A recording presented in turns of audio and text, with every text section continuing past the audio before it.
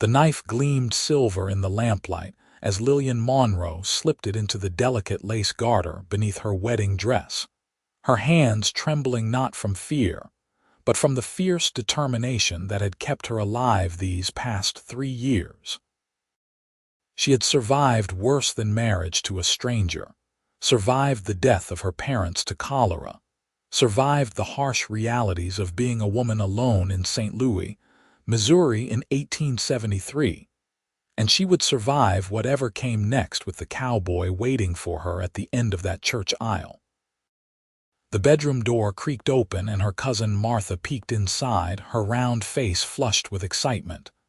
"Lillian, they're waiting. Everyone's gathered at the church. Are you ready?" Ready. Such a peculiar word for what she was about to do. Lillian smoothed down the cream-colored silk of her dress. A gift from the man she was about to marry, a man she had met exactly twice before today. Franklin Sutherland had arrived in St. Louis 6 weeks ago with a reputation that preceded him. A cowboy from Texas who had made his fortune driving cattle north and was looking to settle down with land and a wife. He had seen her at the general store where she worked, counting change for customers with quick, practiced fingers, and apparently decided she would do.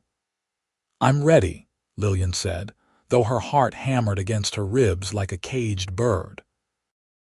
The walk to the small church on the edge of town felt both endless and far too short.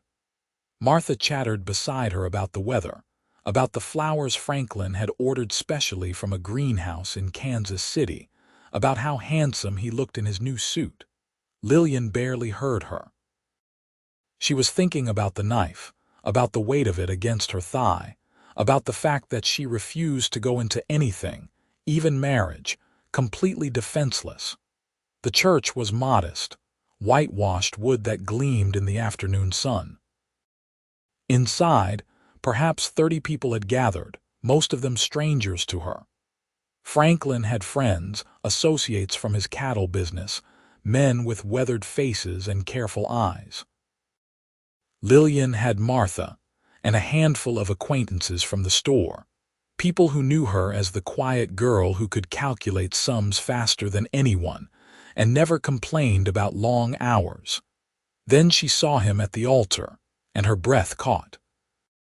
Franklin Sutherland stood with his back straight, his broad shoulders filling out his dark suit in a way that made her suddenly aware of how large he was, how much space he occupied.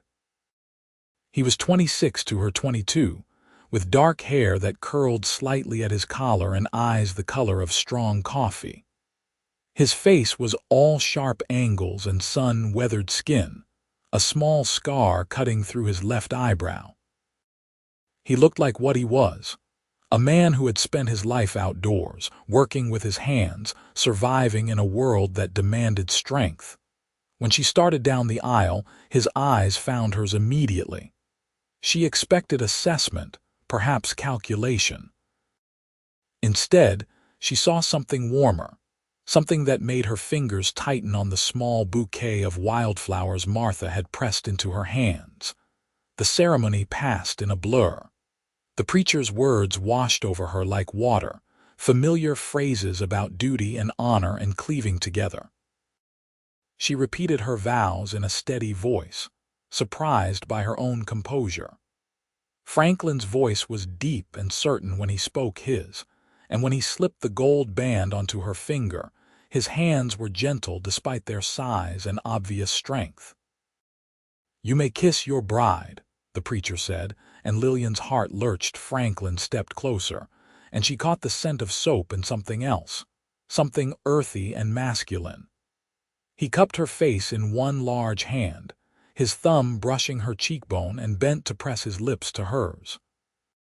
The kiss was brief, chaste, appropriate for a church, but she felt the heat of it down to her toes. When he pulled back, he was almost grinning.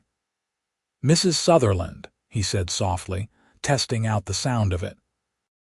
The reception was held at the hotel where Franklin had been staying, in a private room he had rented for the occasion.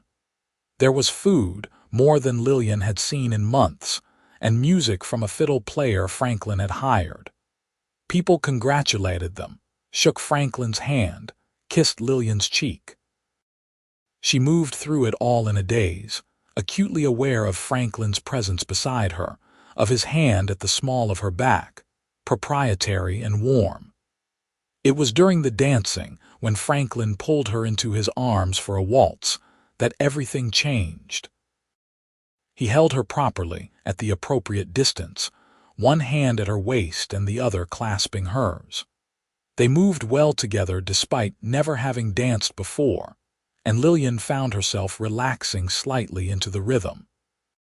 Franklin was looking down at her with an expression she could not quite read. "You're nervous," he said. It was not a question. "Wouldn't you be?" she replied, lifting her chin. Something flickered in his eyes, amusement perhaps. "Fair point. But I want you to know something, Lillian. I chose you because you looked like a woman who could handle herself. I've spent 10 years driving cattle through country that would break most men. I've slept under stars and fought off rustlers and nearly drowned crossing swollen rivers. The last thing I want is a wife who will crumble at the first sign of trouble." His honesty surprised her. "And what makes you think I won't?" "Because I've watched you. Before I approached your employer about courting you, I spent 2 weeks observing. I saw you handle a drunk who got aggressive over his change. I saw you work from dawn until well past dark without complaint. I saw you slip food to a hungry child when you thought no one was looking." He paused. "I saw strength. That's what I want in a wife, a partner, not a decoration." Something in Lillian's chest loosened, though she kept her expression neutral. "You should know something too, then." "What's that?" "I have a knife in my garter." She felt him miss a step just barely, felt his hand tighten at her waist. They continued dancing, but his eyes had sharpened, become more alert. "Do you now?" "Yes. I've carried one since I was 18, since I realized that no one else would protect me if trouble came. It's sharp, and I know how to use it." She expected shock, perhaps anger at her presumption. Instead, Franklin threw back his head and laughed, a deep, genuine sound that turned heads throughout the room. When he looked back at her, his eyes were bright with something that looked remarkably like approval. "Good," he said, his voice low and warm. "A wife should be ready." The words settled into her bones like something precious. She had braced herself for so many possible reactions, but not this. Not acceptance, not respect. She found herself actually smiling at him, a real smile, not the polite mask she had worn all day. "You're not what I expected," she admitted. "Neither are you. I think that's promising." He spun her gently, bringing her back into his arms. "I have a ranch about 20 miles west of here. Bought the land last month, had a house built. It's not fancy, but it's solid. Good water, good grazing. I have 40 head of cattle to start and plans to build the herd. It will be hard work. I'm not afraid of hard work. I know. That's why I chose you." He paused. "I'm not a man of pretty words, Lillian. I can't promise you an easy life. But I can promise you that I will never raise a hand to you in anger, that you will never go hungry while I have food, and that I will respect your strength. That's the best I have to offer." It was more than most women got, more than Lillian had dared to hope for. "That's enough," she said quietly. The reception went on for hours, but eventually the sun began to set, painting the sky in shades of orange and gold. Franklin had arranged for a wagon to take them to the ranch that evening rather than waiting for morning. Their belongings, Lillian's meager possessions and Franklin's travel packs, were already loaded. The ride out of St. Louis as the sun sank below the horizon felt surreal. Lillian sat on the wagon seat beside her husband. That would take getting used to, and watched the city give way to open land. The Missouri landscape rolled out before them in gentle hills and scattered trees, the air cooling as darkness fell. "Tell me about Texas," she said after a long stretch of comfortable silence. Franklin kept his eyes on the road, but she saw the corner of his mouth lift. It's bigger than anything you can imagine. Sky that goes on forever, land that stretches until your eyes hurt from looking. Hot as blazes in summer, though, makes Missouri feel like a cool bath in comparison. Why did you leave? Wanted my own land, not just to work someone else's cattle. Texas is filling up fast, good land getting expensive. Missouri still has opportunity and it's closer to markets. Made sense. He glanced at her.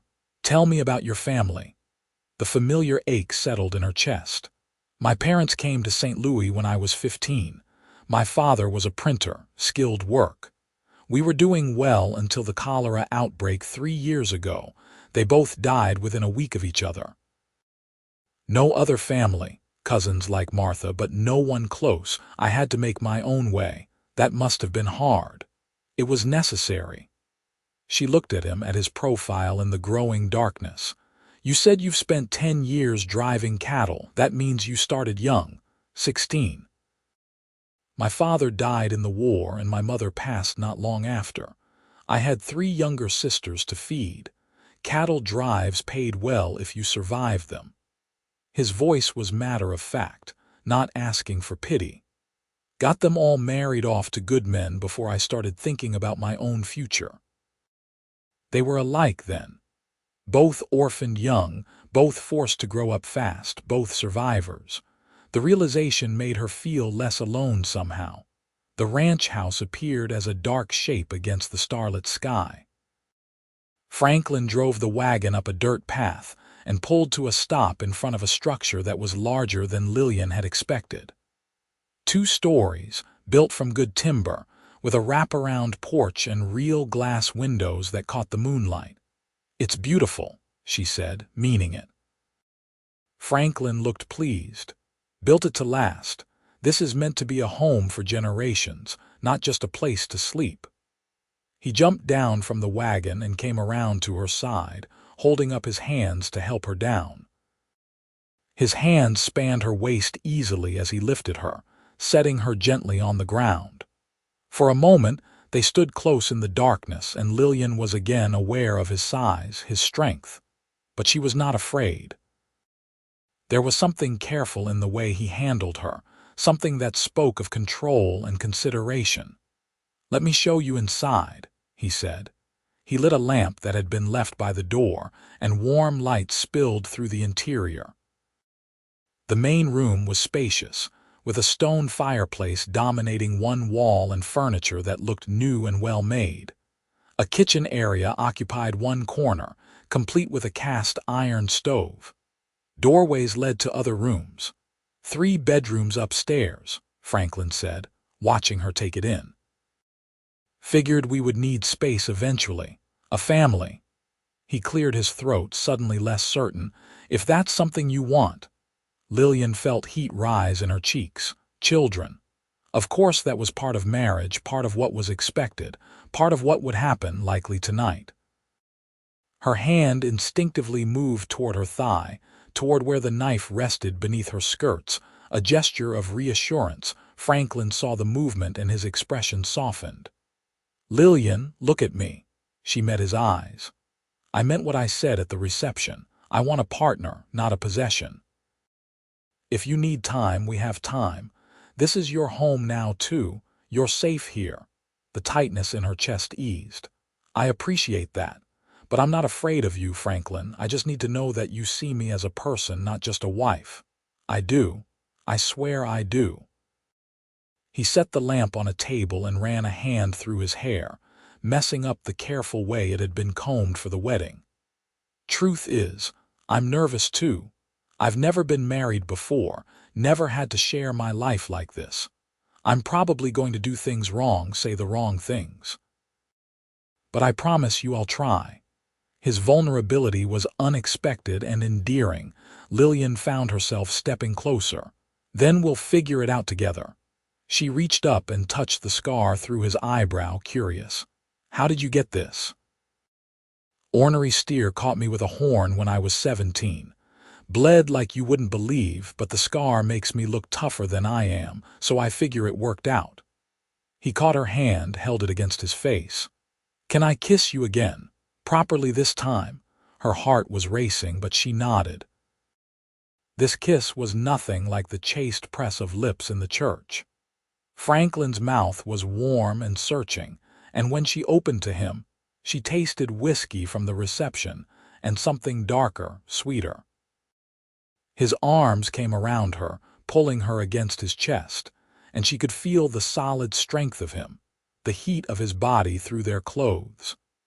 One of his hands tangled in her hair, loosening the careful pins, and she found her own hands clutching at his shoulders, pulling him closer. When they finally broke apart, both breathing hard, Franklin rested his forehead against hers.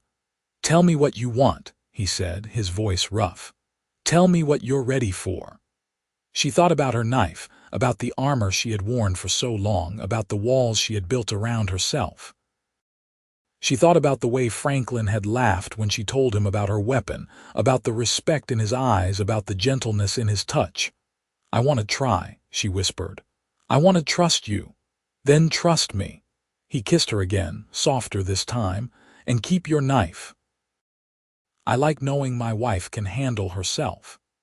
He led her upstairs to the largest bedroom, where a wide bed dominated the space. Someone had been here earlier to prepare it. The sheets were fresh and clean, and curtains had been hung at the windows. Franklin lit another lamp while Lillian stood in the middle of the room, suddenly uncertain. "I should tell you," she said, her voice steady despite her nerves. "I've never done this before." Franklin turned to look at her, his expression serious. "Neither have I," she blinked. "What?"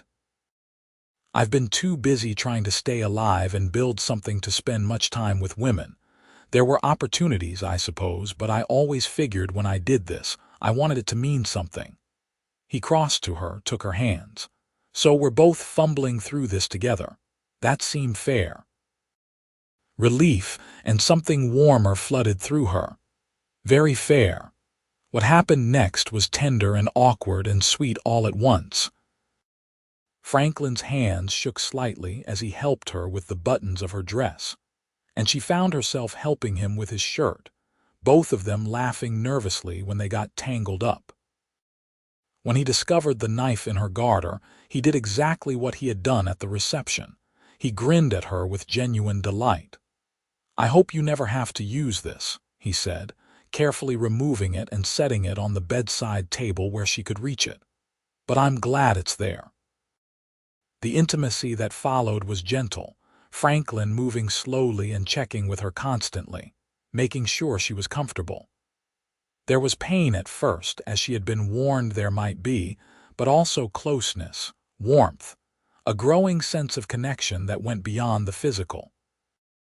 When it was over, Franklin held her against his chest, his hand stroking her hair, and Lillian felt something inside her unclench, some part of her that had been braced for hurt finally allowing itself to rest. "You all right?" Franklin murmured against her temple. "Better than all right," she answered, and meant it. They fell asleep tangled together, and for the first time in 3 years, Lillian Monroe, Lillian Sutherland, now felt truly safe. She woke to sunlight streaming through the windows and the smell of coffee. For a disoriented moment she could not remember where she was, then the previous day came flooding back. Marriage, Franklin, the ranch. She sat up, pulling the sheet around herself, and looked around the empty bedroom.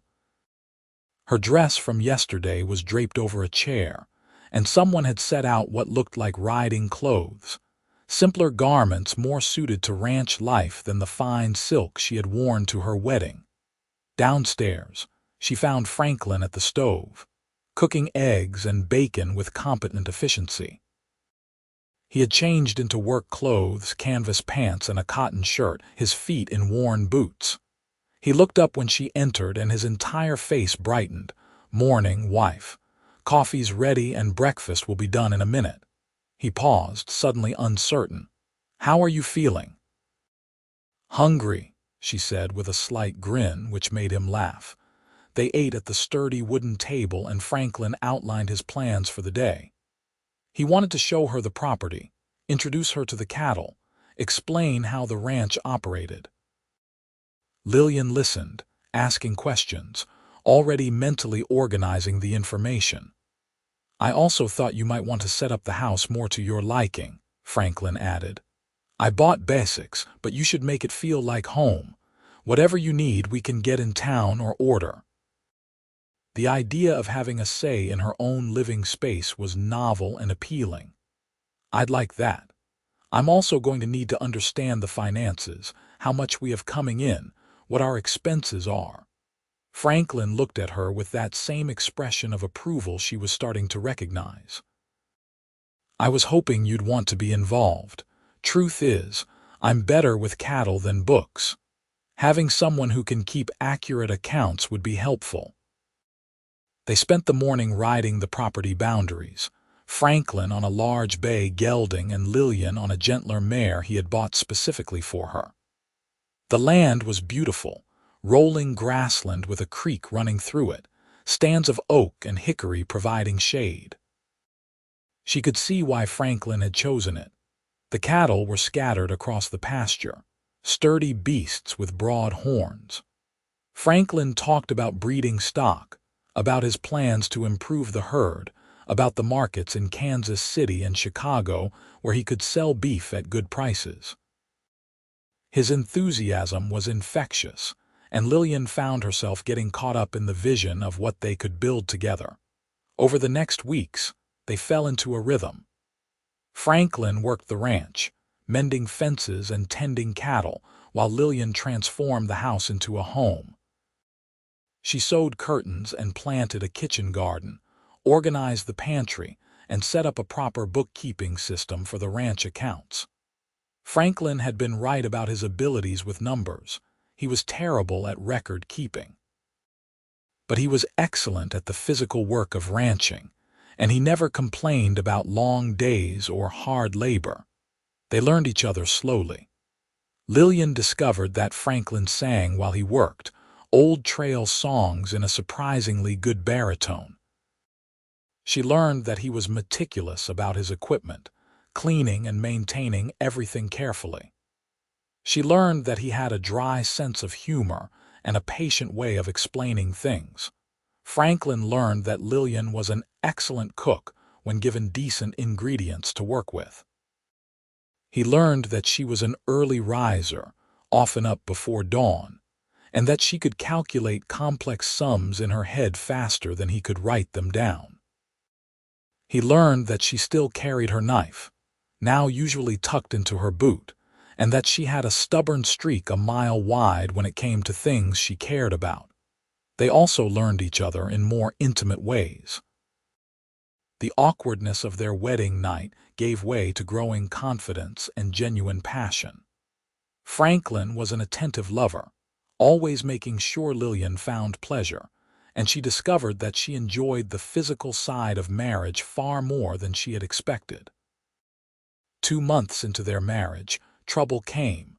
Lillian was in the kitchen kneading bread dough when she heard horses approaching. Franklin was out checking the north fence line. She wiped her hands on her apron and went to the window, her hand automatically moving to the knife in her boot. 3 men rode into the yard, and everything about them set off warning bells. They were rough-looking, unshaven, with hard eyes and weapons prominently displayed.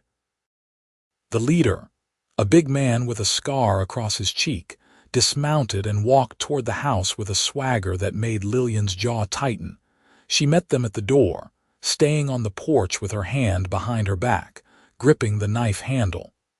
"Can I help you, gentlemen?" The scarred man looked her up and down in a way that made her skin crawl.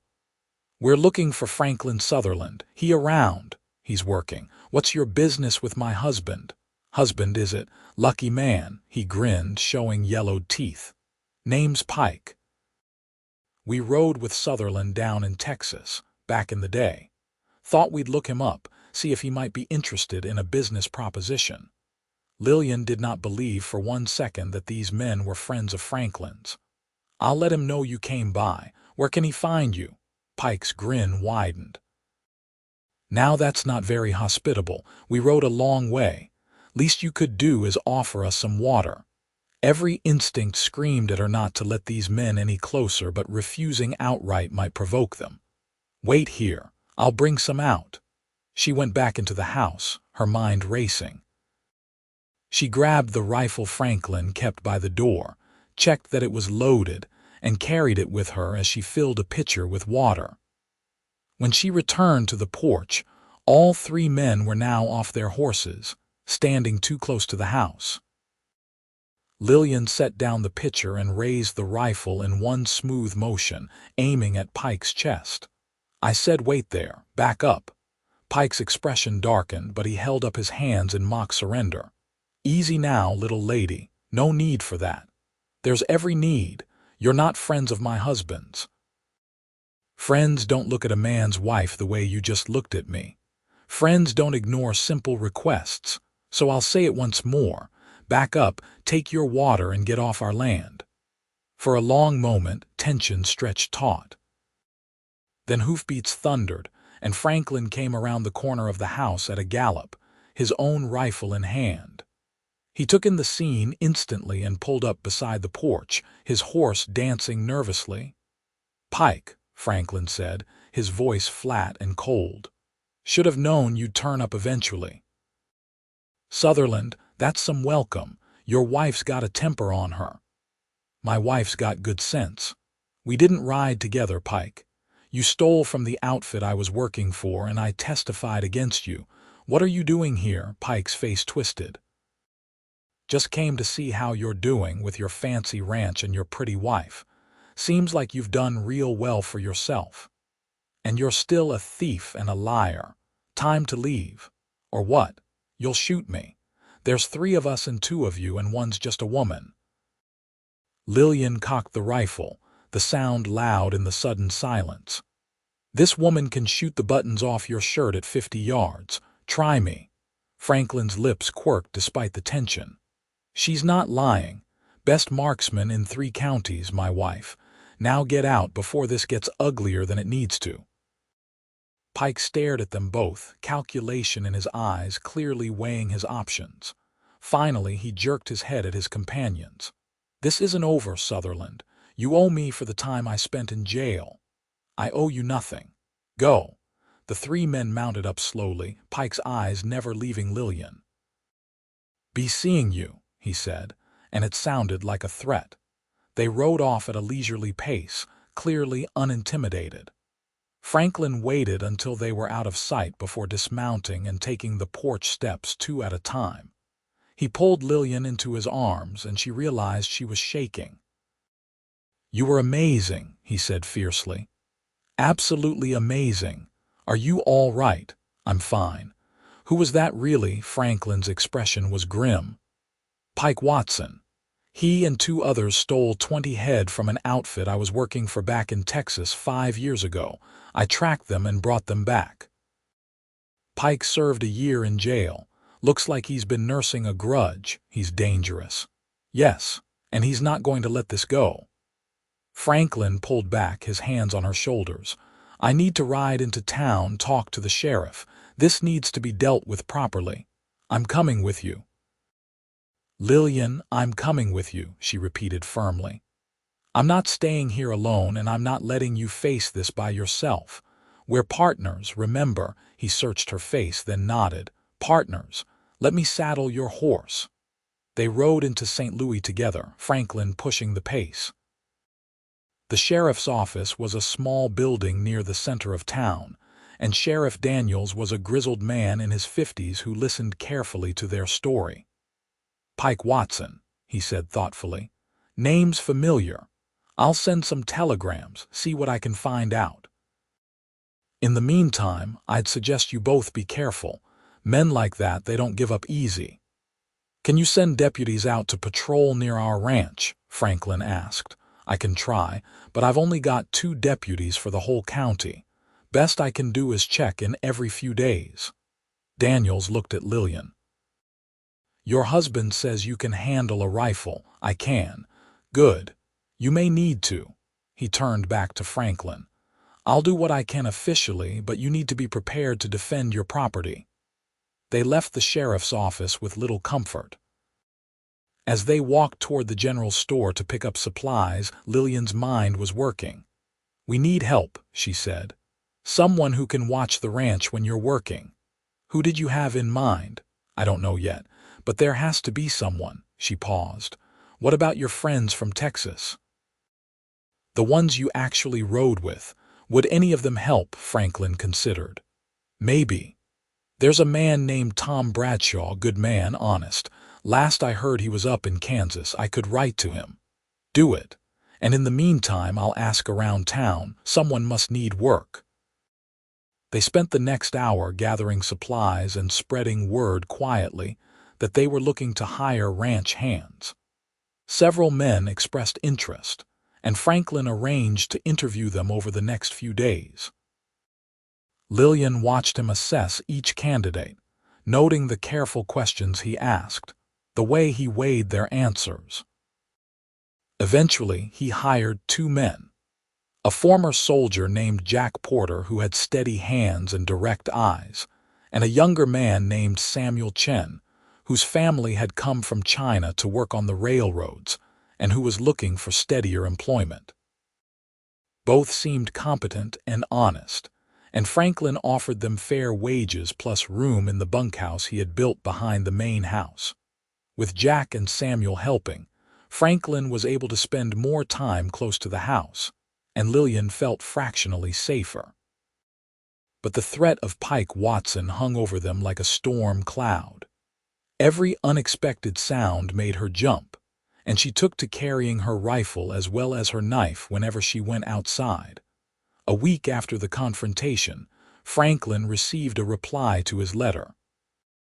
Tom Bradshaw would be arriving within the month, and he was bringing 2 other former trail hands with him.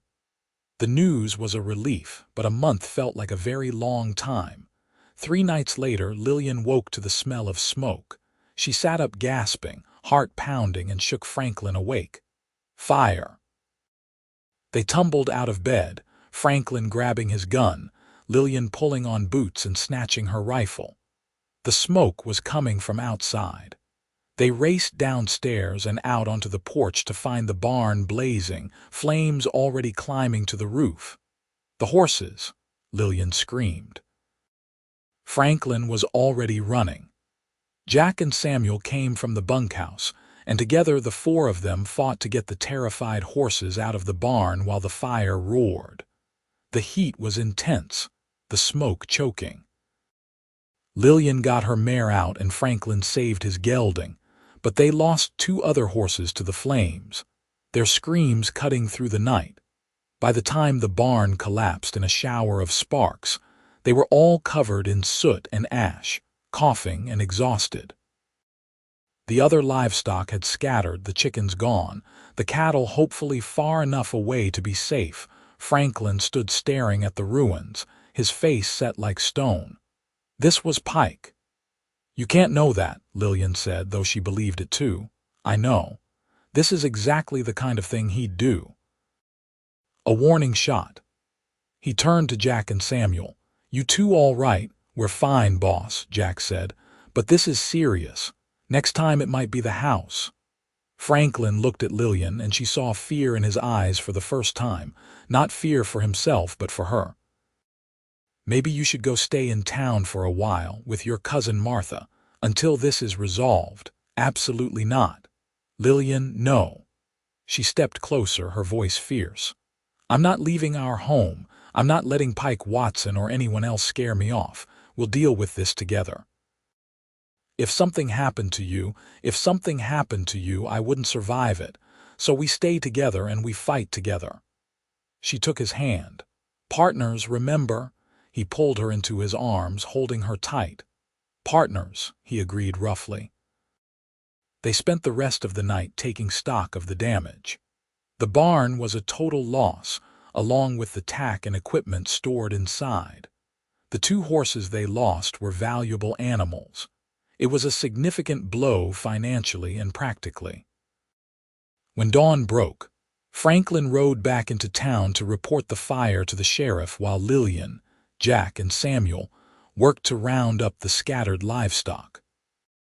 Most of the chickens were gone, likely taken by predators during the chaos, but they found the cattle still grazing peacefully in the far pasture. Sheriff Daniels came out to investigate personally, but there was little evidence to find. The fire had consumed everything. "I'll keep asking questions," he promised. "Someone might have seen Watson and his men in the area." The next weeks were tense and exhausting. They built a temporary shelter for the horses and began planning a new barn, but every moment felt charged with waiting. Franklin arranged for Jack and Samuel to take turns standing watch at night, and he barely slept, always alert for danger. Then Tom Bradshaw arrived with his companions, and everything changed. Tom was a tall, lean man with kind eyes and a quiet competence that reminded Lillian of Franklin. His companions were brothers, Miguel and Carlos Reyes, from a Mexican family that had been in Texas for generations. All three men were experienced ranch hands, and more importantly, they were loyal to Franklin. With 5 additional men on the property, Lillian finally felt like they could breathe. Tom took charge of organizing patrols and establishing a watch system. Miguel turned out to be an excellent carpenter and began work on the new barn. Carlos, the younger brother, had a gift with horses and set about training the remaining stock. "You've built something good here," Tom told Franklin one evening as they all sat around the dinner table Lillian had extended with extra boards to accommodate everyone. "Pike's a fool if he thinks he can take it from you." "He's a vindictive fool," Franklin corrected. "That makes him dangerous." "Then we'll be ready for him." They did not have to wait long. 4 days after Tom's arrival, Pike Watson returned with a larger group, 7 men total, and this time he did not bother with pretense. They rode up in mid-afternoon when everyone was working. Franklin was in the south pasture with Tom and the Reyes brothers. Jack and Samuel were working on the new barn frame. Lillian was in the house, and she saw them coming from the kitchen window. She did not hesitate. She grabbed the rifle, checked the loads on 2 pistols Franklin had taught her to shoot, and went out onto the porch. Then she fired 1 shot into the air, the agreed-upon signal for trouble. Pike pulled up in front of the house, his men spreading out behind him. "Well now, if it isn't the little lady again. Where's your husband?" "Close enough." Lillian kept the rifle steady, aimed at Pike's chest. "What do you want?" "What I'm owed. Sutherland cost me a year of my life. I figure his ranch ought to settle that debt." "You stole cattle." "You earned that year in jail." "That's a matter of opinion." Pike's eyes were cold.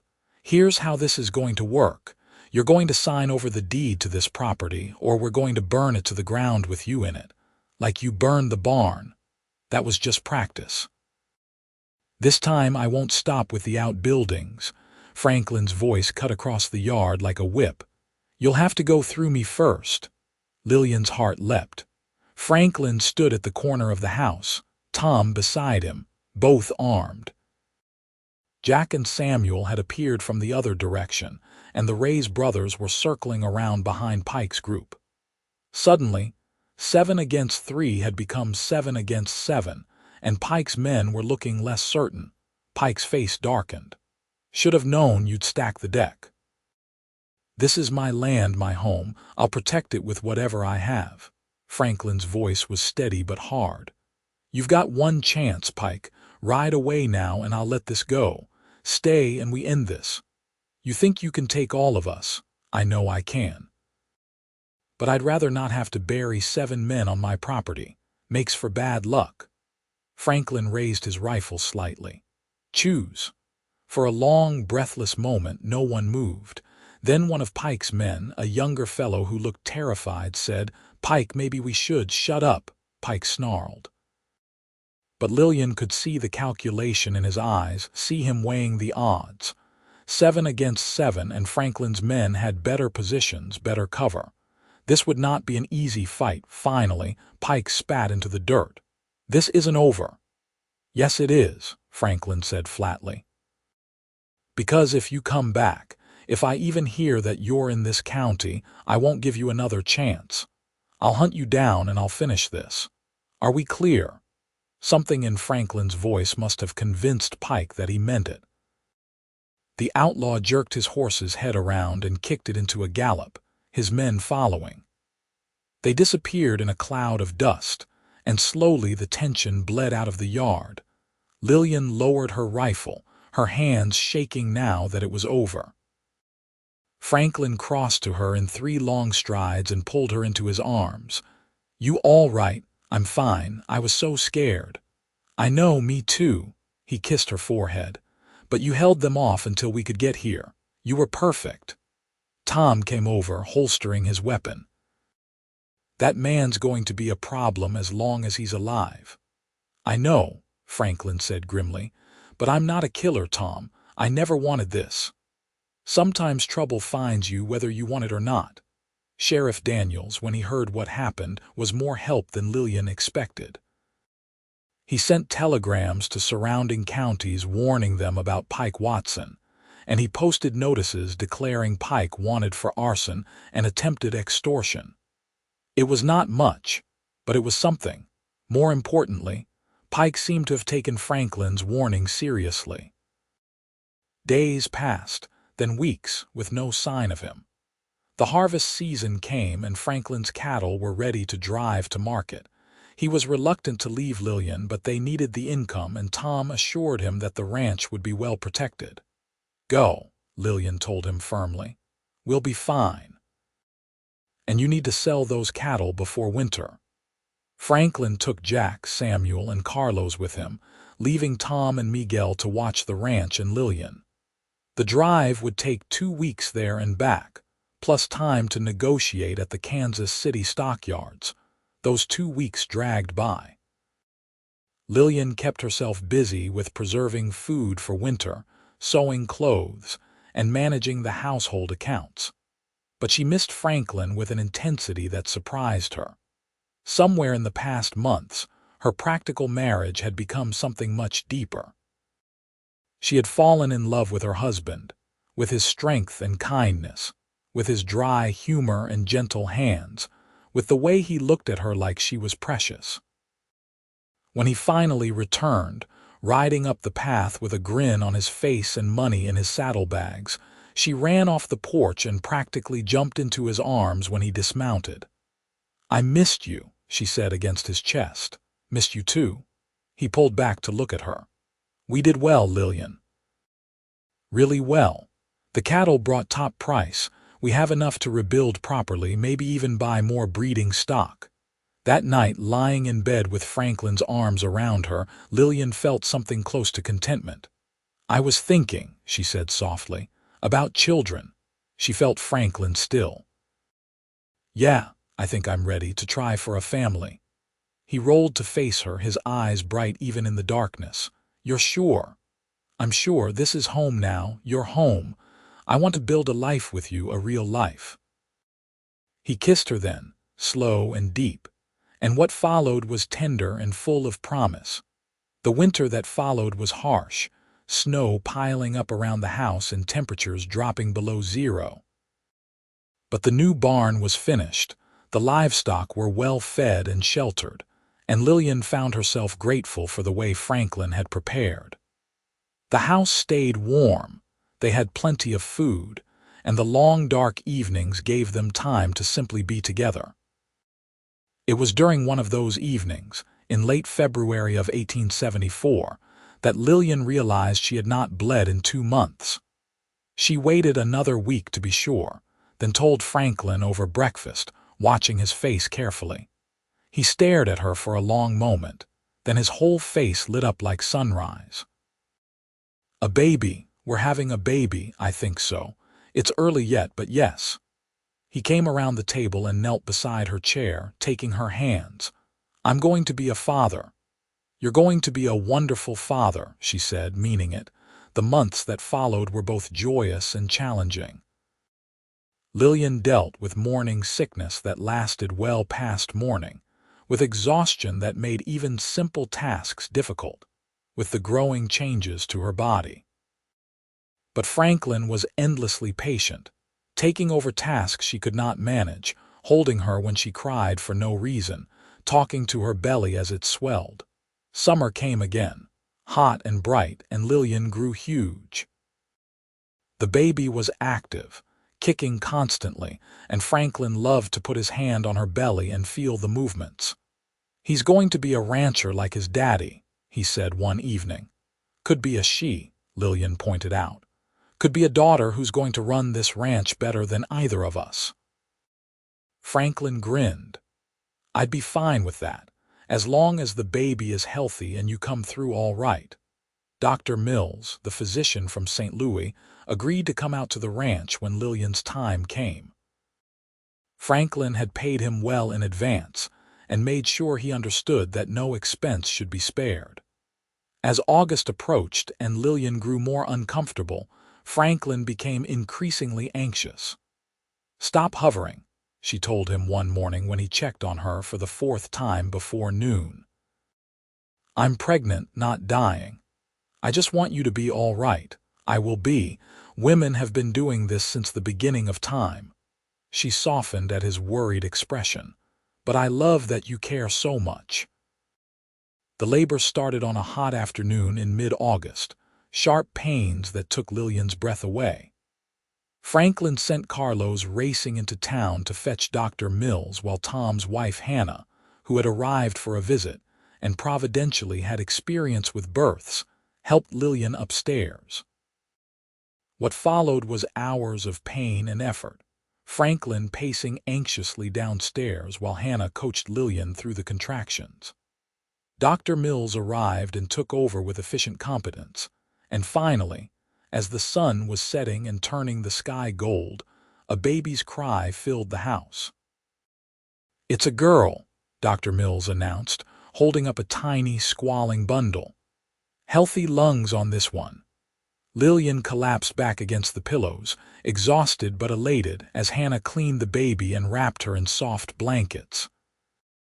Then she was placing the infant in Lillian's arms, and Lillian looked down at her daughter's red, furious face and fell completely in love.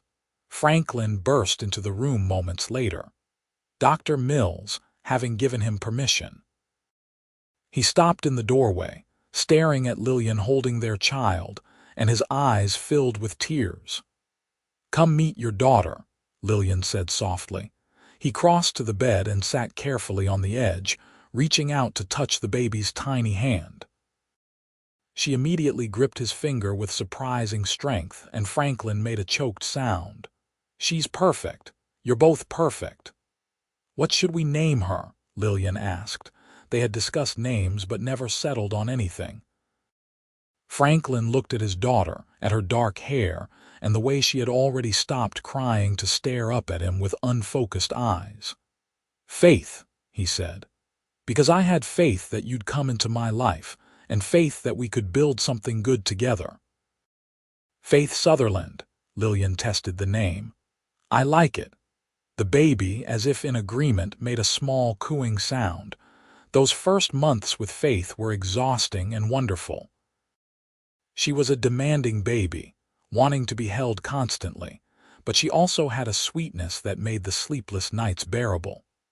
Franklin was completely smitten, often getting up in the middle of the night just to hold his daughter and stare at her in wonder. The ranch continued to prosper. Franklin's careful management and fair treatment of his workers meant that men wanted to work for him, and word spread. By the time Faith was 6 months old, the Sutherland Ranch was becoming known as one of the best-run operations in the region. They never heard from Pike Watson again. Sheriff Daniels eventually reported that Pike had been killed in a shootout in Kansas, trying to rob a bank. The news brought relief but also a strange sadness. So much anger and violence, all for nothing. When Faith was a year old, Lillian discovered she was pregnant again. This time the pregnancy was easier, and in the spring of 1876, she gave birth to a son they named Frederick, after Franklin's father. Life settled into a rhythm of work and family, of seasons turning and children growing. Faith proved to be as stubborn and strong-willed as her mother, while Frederick was calmer, more like Franklin. They grew up on the ranch, learning to ride almost before they could walk, helping with chores as soon as they were able. On their 5th anniversary, Franklin took Lillian back to St. Louis for a rare night away from the ranch and the children. They had dinner at the hotel where they had held their wedding reception, and afterward, walking along the street in the warm evening air, Franklin pulled her into his arms. "I need to tell you something," he said. "What's that?" "I love you. I don't think I've ever said it properly, but I do. I love you more than I thought it was possible to love another person." Lillian's eyes filled with tears. "I love you too, so much. When I married you, I thought I was getting a practical partner, someone strong who could handle the life I wanted to build. I never expected to fall in love, neither did I. But I'm glad we did." He kissed her there on the street, not caring who saw, and Lillian kissed him back with all the passion and affection that 5 years of marriage had built between them. Years passed. Faith grew into a young woman as fierce and capable as her mother, equally comfortable with a ledger book or a rifle. Frederick became a skilled rancher, with his father's patience and gift for working with animals. 2 more children followed, another boy and a girl, and the house Franklin had built to last for generations filled with life and laughter. Lillian still carried a knife, now in a sheath on her belt rather than hidden in her garter. It had become something of a symbol, a reminder of the woman she had been when she walked into that church, not knowing what her future would hold. Franklin still smiled every time he saw it, the same approving smile he had given her on their wedding day. The ranch expanded over the years, becoming one of the most successful in Missouri. Franklin's reputation for honesty and fair dealing meant that he was often called on to settle disputes or give advice to younger ranchers. Lillian managed the financial side with the same quick mind that had served her at the general store, and together they built something that would last. On their 25th anniversary, their children threw them a celebration. The house was full of friends and family, including Martha, who had married a schoolteacher and had children of her own. Tom Bradshaw was there, retired from ranch work but still a close friend. Jack Porter and Samuel Chen had both started their own small ranches nearby with help from Franklin. The Ray's brothers had returned to Texas, but sent a warm letter of congratulations. That evening, when everyone had finally gone home or to bed, Franklin and Lillian sat on the porch they had sat on so many times before. The stars were bright overhead, and the sounds of the ranch settling for the night were familiar and comforting. 25 years, Lillian said, taking Franklin's hand. "Can you believe it? Sometimes it feels like yesterday you were standing in that church with a knife in your garter, looking at me like you weren't sure whether to marry me or stab me." He laughed softly. "Sometimes it feels like we've been together forever. Both are true, I think." She leaned her head on his shoulder. "I'm glad I married you, Franklin Sutherland. I'm glad you said yes, and I'm glad you kept your knife." "Always ready," she said, echoing his words from so long ago. "Always ready," he agreed. They sat in comfortable silence, watching the stars wheel slowly overhead, 2 people who had started as strangers and become everything to each other. The knife was still there, a symbol of strength and readiness, but it had been joined by so much more: love, trust, partnership, family. All the things that turned a house into a home and 2 individuals into a life built together. The land stretched out around them, the ranch they had built with their own hands and protected with their combined strength. Their children slept safely inside, the next generation who would carry on what they had started. It was not a fairy tale ending, because real life was never that simple. There would still be challenges ahead, hard times and difficulties to face. But they would face them together, the way they always had. Partners in every sense of the word, bound not just by vows spoken in a church, but by years of shared struggle and joy, by the life they had created from nothing but determination and faith in each other. As the night deepened and the air grew cool, they finally went inside, closing the door on another day in a long string of days that had somehow added up to a lifetime. And if Lillian still checked that her knife was within reach before she went to sleep, Franklin still smiled about it, still saw it as a sign of the strength he had fallen in love with. Years continued to unfold. Franklin's hair went gray at the temples, then white, though he remained strong and active well into his 60s. Lillian's hands showed the work of decades, but her mind stayed sharp and her aim with a rifle remained true. Their children grew up, married, had children of their own. The ranch passed through generations but kept the name Sutherland, kept the reputation for fair dealing and quality stock that Franklin and Lillian had established. When Faith, their eldest, married a neighboring rancher's son at the age of 23, it was Lillian who helped her daughter dress for the wedding. And when Faith nervously confessed that she was carrying a small knife tucked into her boot, just in case, Lillian laughed until tears ran down her face. "What's so funny?" Faith demanded, blushing. "Nothing, sweetheart, nothing at all." Lillian wiped her eyes. "Your father is going to love this." And he did. When Franklin saw Faith walking down the aisle with that same hint of defiance and strength that Lillian had shown, he leaned over and whispered to his wife, "She's just like you." "Heaven help her husband," Lillian whispered back, but she was smiling. Frederick took over more of the day-to-day operations of the ranch as Franklin grew older, showing the same dedication his father had. He married a quiet, steady woman named Ellen who reminded Lillian strongly of herself, and they had 4 children who raced around the property with the same energy Faith and Frederick had shown. The younger 2 children, James and Sarah, also found their own paths. James became a veterinarian, the first in the family to go to college, though he came back to Missouri and often worked with the ranch. Sarah married young to a journalist from St. Louis and moved to the city, but she visited often with her children, bringing noise and chaos and joy. Through it all, Franklin and Lillian remained the steady center, the foundation upon which everything else was built. They had their disagreements over the years, sometimes sharp ones, but they always worked through them. The respect and partnership that had started on their wedding day only deepened with time. On their 40th anniversary, Franklin surprised Lillian with a gift. It was a knife, beautifully made with an ivory handle carved with flowers, lighter and more elegant than her working blade but just as sharp. "Thought you might like an anniversary knife," he said with the slight grin she still loved after all these years. "To match your anniversary dress."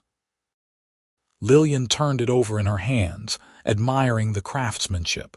"It's beautiful, though I'm not sure what it says about our marriage that you're giving me weapons. It says I married a woman who can take care of herself, and I've never once regretted it." He took her hand. "You've been my partner in every way that matters, Lillian. The best decision I ever made was seeing that strength in you and choosing to spend my life beside it rather than trying to tame it." She kissed him then, soft and sweet, and murmured against his lips, "The best decision I ever made was trusting you." More years passed, children became adults, grandchildren became teenagers, and the world changed around them. The wild west of their youth faded into memory and legend.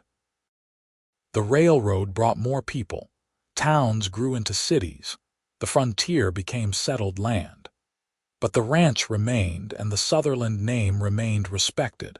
Franklin passed away peacefully in his sleep at the age of 73, with Lillian holding his hand, and their children gathered around. It was a good death, as such things go, a life fully lived coming to its natural end. Lillian grieved deeply, but she did not break. She had been forged in harder fires than this. She lived another 7 years after Franklin. Years spent with her children and grandchildren. Years of watching the ranch continue to thrive under Frederick's management. Years of sitting on that same porch and remembering. She still carried a knife, though now it was as much habit as precaution. The day before she died, at the age of 81, Faith came to visit and found her mother on the porch, looking out over the land that had been her home for most of her life. "Mama, are you all right?" Lillian smiled at her eldest daughter, still beautiful despite the gray in her hair and the lines around her eyes. "I'm fine, sweetheart, just thinking." "About what?" "About your father. About the day we married and how scared I was and how he looked at me when I told him about my knife." She laughed softly. "I was ready for so many things that day, ready to defend myself, ready to run if I needed to, ready to fight for my independence. I wasn't ready to fall in love." Faith sat down beside her mother, taking her hand. "But you did." "But I did, and it made all the difference." Lillian squeezed Faith's fingers. "Remember that, darling. Strength matters, being ready matters. But being open to love, to partnership, to trusting someone with your whole heart, that matters too. Your father taught me that." "You taught each other," Faith said gently. "Yes, I suppose we did." That night, Lillian passed away in her sleep, just as Franklin had. The funeral was huge. People coming from all over Missouri to pay their respects to a woman who had been a pioneer in her own right, who had helped build one of the most successful ranches in the state, who had raised children and grandchildren with strength and love. They buried her next to Franklin on a hill overlooking the ranch, and Faith placed Lillian's ivory-handled anniversary knife in the coffin with her, a symbol of who she had been and what she had valued. The other knife, the one she had carried on her wedding day, Faith kept and passed down to her own daughter, along with the story of the bride who hid a knife in her garter and the cowboy who smiled and said, "Good. A wife should be ready." The story became family legend, told and retold through generations.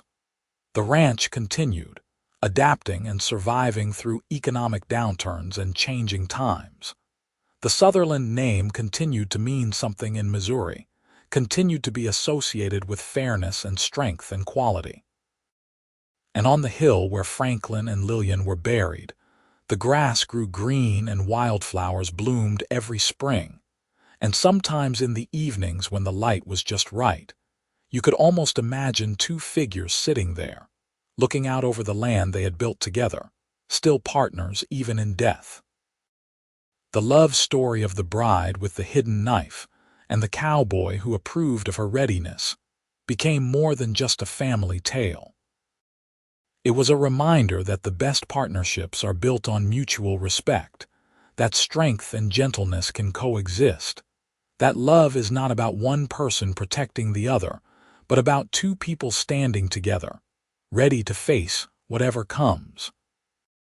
Their great-great-grandchildren still work the ranch, still tell the story, still understand that the foundation of everything they have was built by two people who started as strangers, became partners, and ended as soulmates. Two people who proved that, in the wild, unpredictable landscape of the American West, the greatest adventure was not conquering land or building wealth, but finding someone to share it all with, someone who made you stronger just by standing beside you. The knife, carefully preserved and kept in the family, remains a symbol of that truth. A reminder that being ready for trouble and being open to love are not opposites but complements, two sides of the same coin, two necessary ingredients for building a life that lasts. And somewhere in the stars above that Missouri ranch, perhaps Franklin and Lillian Sutherland still dance together, still laugh together, still look at each other with the same mixture of respect and love that carried them through 48 years of marriage and into legend. The cowboy who saw strength and chose it, and the bride who dared to trust despite her caution, together forever in the story they created, the life they built, the love they shared. Their legacy was not just land or wealth or even children, though all of those mattered. Their true legacy was the proof that two people, starting from practicality and caution, could find something transcendent. That a marriage arranged more for survival than romance could become the greatest love story of all. That being ready for the worst did not prevent you from hoping for the best. In the end, that was what the knife in the garter really meant. Not just caution or strength or preparedness, though it was all of those things. It meant that Lillian Monroe had been ready for whatever came, including love, including partnership, including a life beyond anything she had imagined when she slipped that blade into the lace and walked toward a future she could not predict. And Franklin Sutherland's smile, his approval, his simple statement that a wife should be ready, that meant he understood. He saw not just a woman protecting herself, but a woman who would stand beside him, who would be his partner in every sense, who would face the challenges of building a life in the Wild West with the same determination she brought to her own survival. Together, they were more than the sum of their parts. Together, they built something that lasted beyond their own lives, that became part of the fabric of their family, their community, their legacy. And it all started with a knife, a smile, and two people brave enough to take a chance on each other in a church in St. Louis, Missouri in 1873, when the West was still wild and the future was unwritten, and anything seemed possible if you were just ready enough to reach for it.